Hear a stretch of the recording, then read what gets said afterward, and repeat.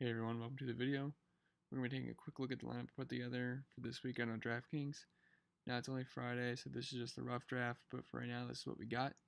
And for the record, I play single entry GPPs and cash games, so just so you know what kind of contest I'm going in with this lineup. So to start off, we have Tom Brady. He's in a big game versus the Steelers. This game has the highest over-under on the main slate at 49, and I think we see fireworks here. This is a huge game in the AFC, and I want a piece of this action.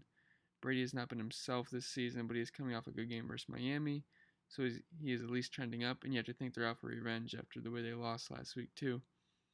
His price is also nice. It's sub 6K going up against a bottom 20 Steelers pass defense. I think Big Ben's going to be the highest end quarterback, and we can get Tom Brady at a 700, 800 discount, so I really like that. And Steelers are also giving up the 11 most points per game to the QB position. All right, running back, we have Joe Mixon, and this is just our usual who's playing the Raiders this week, and it's Mixon. He's coming off a great game versus LA, and this is an even softer matchup in a game that should stay close, which is a rare situation for the Bengals. And the Raiders are 27th DVOA versus the run, and are a bottom half team in terms of points given up to the position. Next guy I like is Dalvin Cook. He's put together a nice string of games the past 3 games. And they just fired their offensive coordinator, so maybe this will get an uptick in usage for Cook. If there's one way to beat Miami, it's on the ground, as they are 17th DVOA versus the run and are giving up the 8th most points per game to running backs. His involvement in the passing game is also great, as he gives us a nice floor to work with, and they were hinting at getting him more work in the passing game catch-wise, so that would be good too. And the offensive line struggles are a problem, but he will have to overcome this, and I think he can in this matchup. All right, the next guy we have is Julian Edelman, who I'm just in love with this week.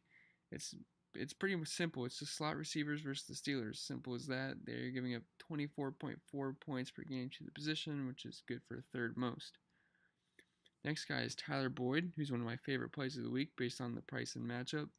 You know we love targeting the Raiders, and that's exactly what we were going to do.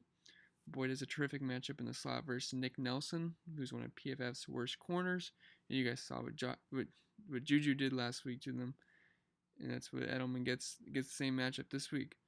The Raiders also have the league's worst DVOA pass defense, too. And Shepard, this is a new one. I didn't originally like him, but Odell's out, so it just automatically puts Shepard in play at 4,400, and I like that. Alright, so tight end, I love Gronk this week. He looked back last week, and he looked nice and healthy, so that's a good thing too. And remember when he was sub 5K, and that did not last long, but I'm okay paying up for him at 5.8K. He's my number one option this week going against the Steelers, who he's absolutely owned throughout his career. In 6 games versus Pittsburgh, he has 39 receptions for 664 yards and 8 touchdowns. And he scored 3 touchdowns in a single game twice against them too. I know he isn't prime Gronk anymore, but I love this game, and Gronk seems healthy enough to be productive. The matchup is pristine as well, as Pittsburgh is 31st GVOA versus tight ends and are allowing the 4th most points per game to the position. I think we can see a vintage Gronk game here. In Samuels, I'm still not sure if Connor's going to play or not, but this is assuming Connor does not play. And since I think the Patriots are going to put up a lot of points, Samuels is going to get a lot of work through the passing game as the Steelers are trying to stay up with them. And Steelers running backs, they always have a lot of value, so I think 5,200 is a fair price for him, even though I wish he was still 3,700 like last week, but this will just lower his ownership. And the Steelers struggle to tackle in space, so that's why I really like receiving backs against them. And I had 3,200 left to spend on the defense, and it really just came down to the Falcons and Ravens.